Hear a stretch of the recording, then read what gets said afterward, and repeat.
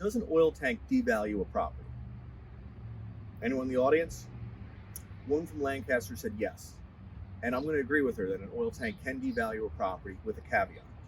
The reason an oil tank can devalue a property is it represents a liability, because in the United States, the vast majority of underground storage tanks that are in the ground are well beyond the design lifespan of the tank, meaning that they're older than they were meant to be still left in the ground. So they're at the potential for leakage, okay? And when a tank leaks, it costs thousands of dollars to remediate. Most any tank you have to remove is probably gonna be under $2,000 to remove and test and report on.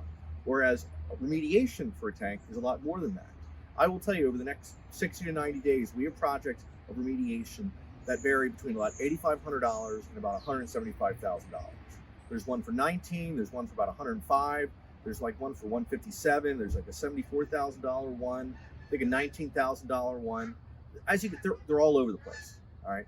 So the reason being is the tank leaks, it keeps leaking until the people realize it, and the odds are they don't realize until they remove it, because the oil tank leaks from the bottom. You keep putting oil in. Oil's not going to leak out from the top, so it's typically not that you get water in the tank because it's leaking. It's because there's a hole in the top that's bringing water into it. So leaky tanks, big liability in the fact that they represent a cost involved with the property that devalues it. Now, I spoke to you about a caveat. The tanks you see in these photos are a newer style tank. They come with an insurance policy and they come with a warranty, 30 to 40-year warranty for them. So it's almost like buying a car with a 20-year warranty. You're not going to be putting anything else into it besides like, oil, brakes, tires. It's like a wonderful thing. You don't really see that with underground storage tanks. And let me give you an example. We had a couple who wanted to buy a house about 14 years ago, start a family. Nice couple. There was a tank there. They were concerned about it leaking. They hired us and we tested it. Turns out it wasn't leaking.